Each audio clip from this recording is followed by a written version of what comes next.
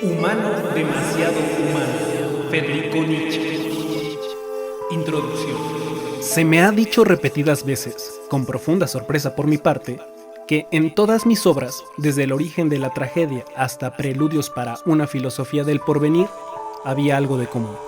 Se me ha dicho que en todas había redes para atrapar pajarillos inocentes y una especie de provocación al derrumbamiento de todo lo que habitualmente se estima.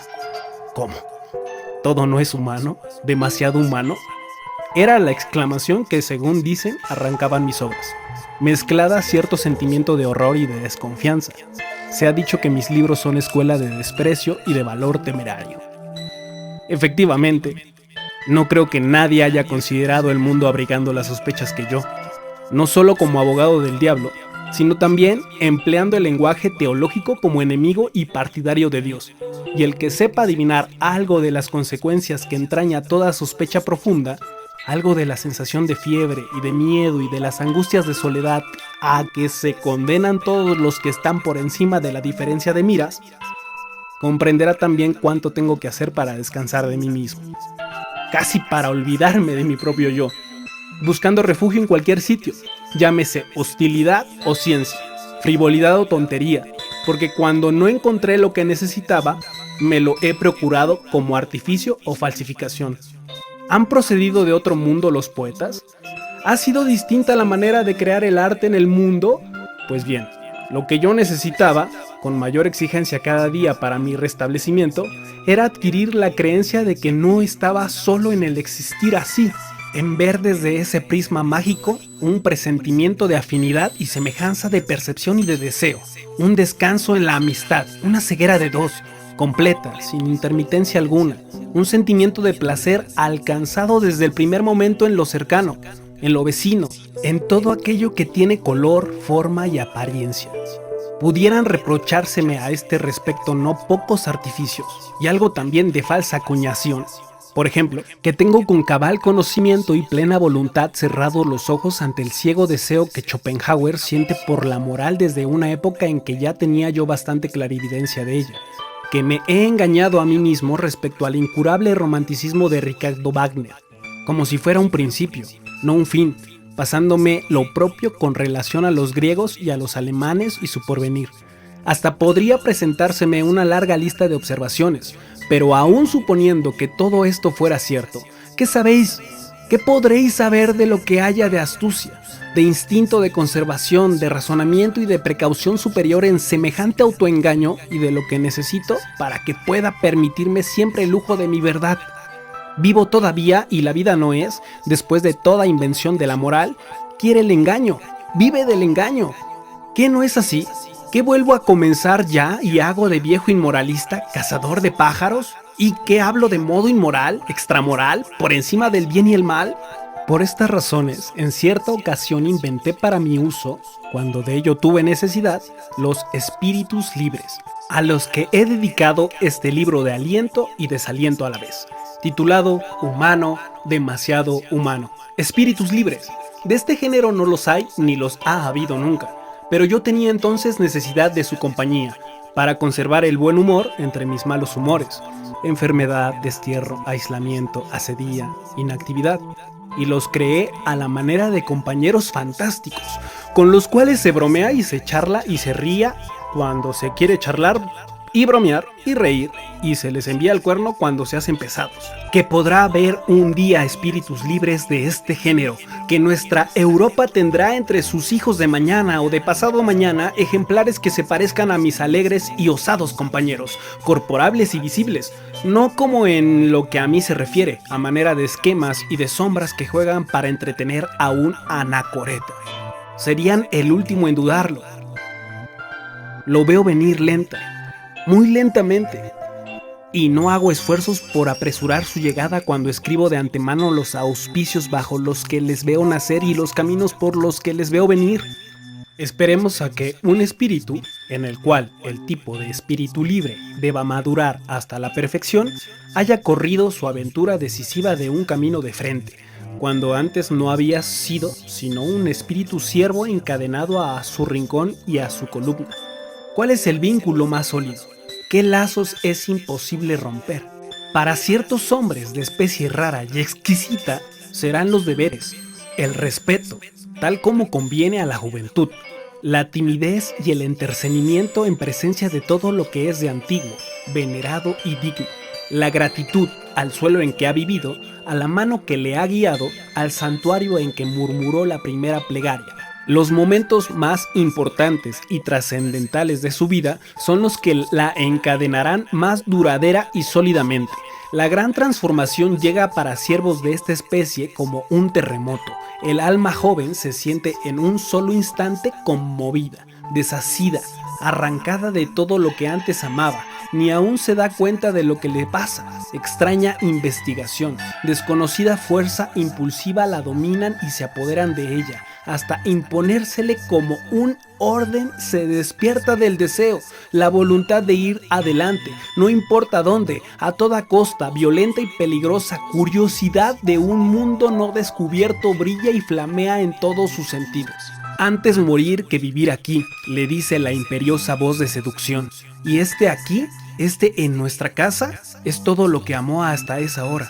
Miedo, desconfianza repentina de todo lo que amaba, relámpagos de desprecio por todo lo que para ella significaba, deber, deseo sedicioso, voluntarioso, irresistible como un volcán, de viajar, de alejamiento, de expatriación, de refrigerio, de salir de la embriaguez, de tornarse de hielo, odio para el amor, a veces un paso y una mirada sacrílega hacia atrás, hacia allá, hacia donde hasta entonces se había orado y amado, quizá una sensación de vergüenza por lo que se acaba de hacer y un grito de alegría al mismo tiempo por haberlo hecho, angustia y embriaguez, de placer en que se revele una victoria.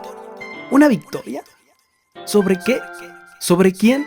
Victoria enigmática, problemática, sujeta a caución, pero que es, en fin, la primera victoria.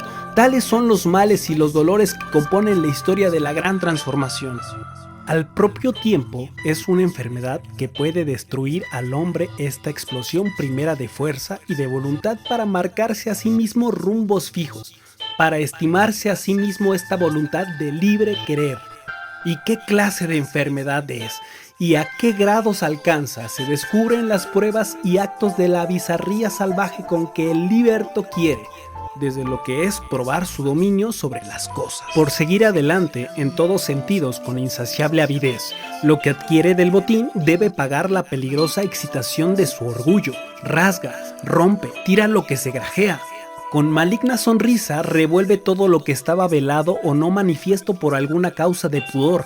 Inquiere lo que las cosas parecen cuando se les pone del revés. Es todo caprichos y goza con sus caprichos. Quizá presta hoy favor a lo que ayer tenía en mal concepto. Y así anda vagabundo, curioso y husmeador de torno de lo prohibido.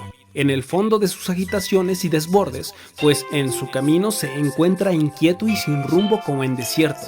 Se hace a sí mismo interrogaciones de curiosidad más y más peligrosas cada vez. ¿No pueden mirarse por el reverso todas las medallas? ¿El bien no puede ser el mal? ¿No puede ser Dios una invención del demonio? ¿Y si nosotros estamos engañados, no somos también engañadores? Tales son los pensamientos que le guían y que le extravían. Va siempre más adelante, siempre más lejos. La soledad le tiene encerrado entre su círculo y comprimido entre sus anillos, siempre más amenazadora, más sofocante, más punzante.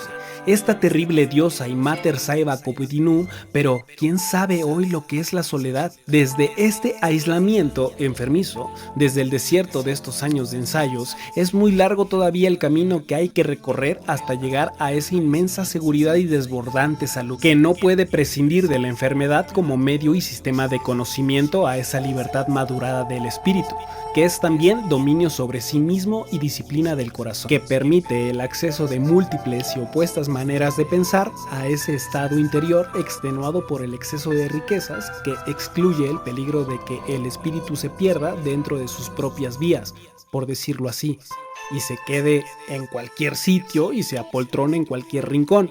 A esa superabundancia de fuerzas plásticas, educadoras y reconstituyentes que son precisamente la señal de la gran salud. Superabundancia que da al espíritu libre el peligroso privilegio de vivir a título de experiencia y correr aventuras, el privilegio del espíritu libre. Desde entonces a hoy, de allá hasta aquí, puede haber largos años de convalecencia, años de matices múltiples, mezcla de dolor y de encanto, dominados y refrenados por la tenaz voluntad de obtener la salud, que se atreve ya a vestirse y disfrazarse como si estuviera del todo sana. Existe un estado intermedio que el hombre que tenga si no podrá recordar sin emoción. Halla en él algo como una luz, como el goce de un sol pálido y delicado, como el sentimiento de la libertad, del golpe de vista, de la petulencia del pajarillo, algo como una combinación en que la codicia y el compasivo menosprecio están amalgamados. Espíritu libre, estás. Estas frías palabras son beneficiosas en este estado reconfortadoras. Se vive sin estar ya entre los lazos del amor ni del odio, sin sí y sin no, cerca o lejos, voluntariamente, gozándose sobre todo en escaparse, en evadirse, en tender el vuelo, tan pronto huyendo como remontándose por el aire. Se encuentra uno en ese estado, como el hombre que ha visto debajo de él multiplicidad de objetos y viene a hacer lo contrario de aquellos que se preocupan enteramente de las cosas que ni les atañen siquiera. Efectivamente, los que el espíritu libre contempla en lo sucesivo son solamente cosas, y cuántas cosas que no le preocupan ya.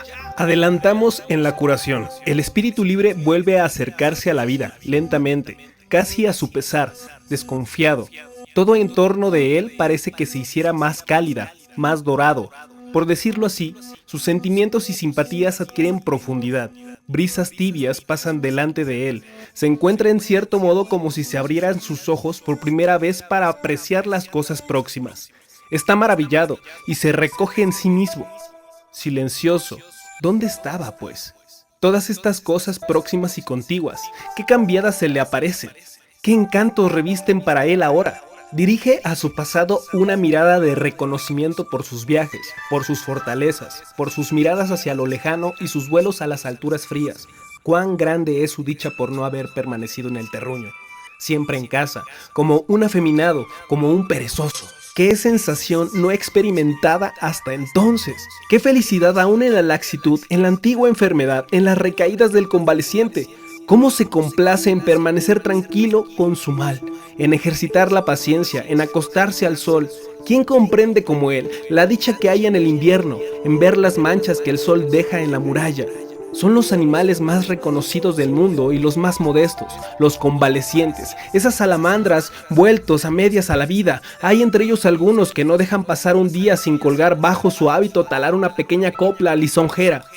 Hablando seriamente, es una curación radical contra todo pesimismo, cáncer, como se sabe, de los viejos idealistas y héroes de la mentira, caer enfermo a la manera de los espíritus libres, prolongarse la enfermedad un buen espacio de tiempo y después muy lentamente ponerse bueno, o mejor, recobrar la completa salud. Hay ciencia de vivir, que no administrarse uno a sí mismo la salud, sino en pequeñas dosis. Entonces, puede acontecer que entre las repentinas vislumbres de la salud todavía incompleta, todavía sujeta a variaciones, comience a los ojos del espíritu libre, más y más libre cada vez, a descubrirse el enigma de esa gran transformación total, de ese cambio de frente que hasta entonces había permanecido obscuro, casi intangible en su memoria. Durante mucho tiempo apenas si se atrevía a preguntarse: ¿por qué me hallo tan apartado de todo?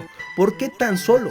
¿Por qué en esta dureza, esta desconfianza, este odio a mis propias virtudes? ¿Por qué renunciar a todo lo que respetaba y hasta en ese mismo respeto?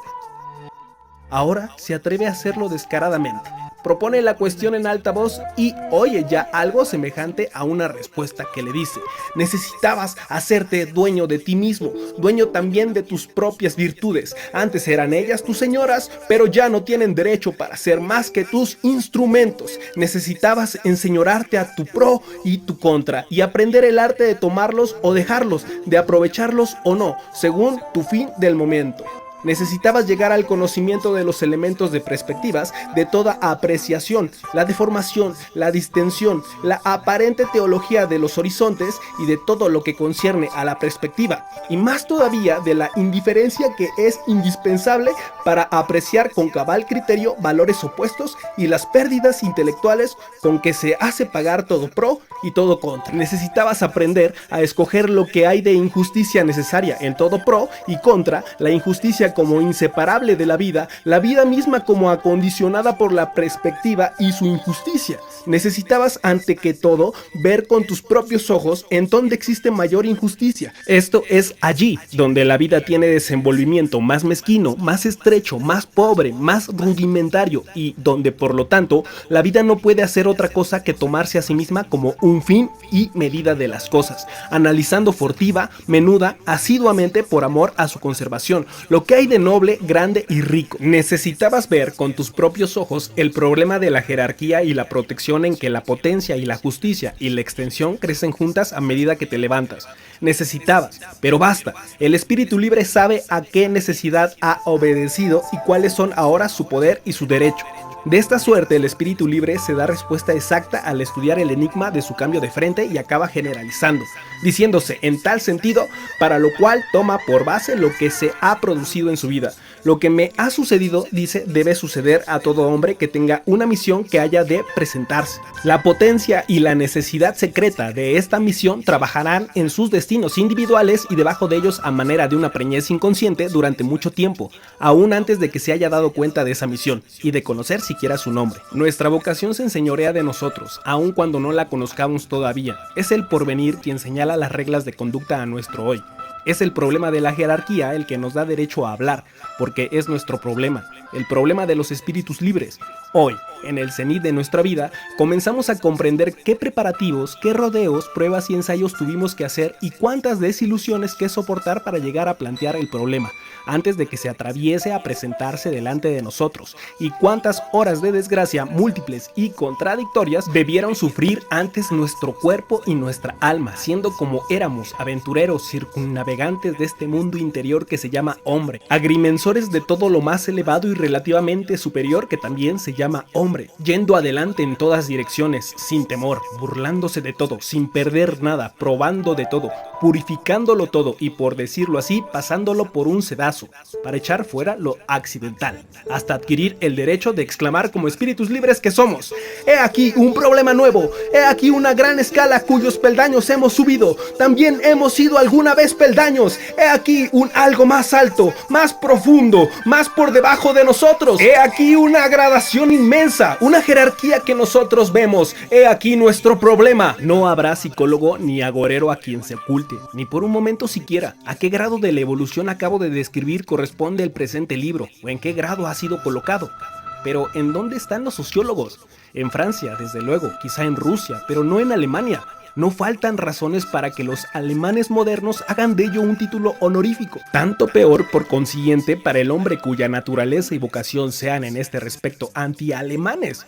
Este libro alemán, que ha sabido encontrar lectores en un círculo extenso de comarcas y de pueblos desde hace 10 años y que debe ser hábil en alguna clase de música, aunque sea la de sonar la flauta, puesto que se necesita del arte musical para cautivar aún los oídos ásperos de los extranjeros, es en la misma Alemania donde ha sido más detenidamente oído y peor comprendido. ¿De qué depende esto? Está escrito, se me ha dicho, para hombres ya libertados de los deberes groseros, busca inteligencias finas y delicadas, necesita de lujo en la comodidad, en la pureza del cielo y del corazón, en el odium, en su sentido más atrevido. Cosas muy buenas todas, que nosotros los alemanes de hoy no tenemos y que por lo tanto tampoco podemos darlas. Ante respuesta tal, mi filosofía me aconseja callarme y no llevar más lejos estas argumentaciones, sobre todo porque en ciertos casos, como dice el proverbio, es un filósofo guardando silencio. Humano demasiado humano. Federico Nietzsche.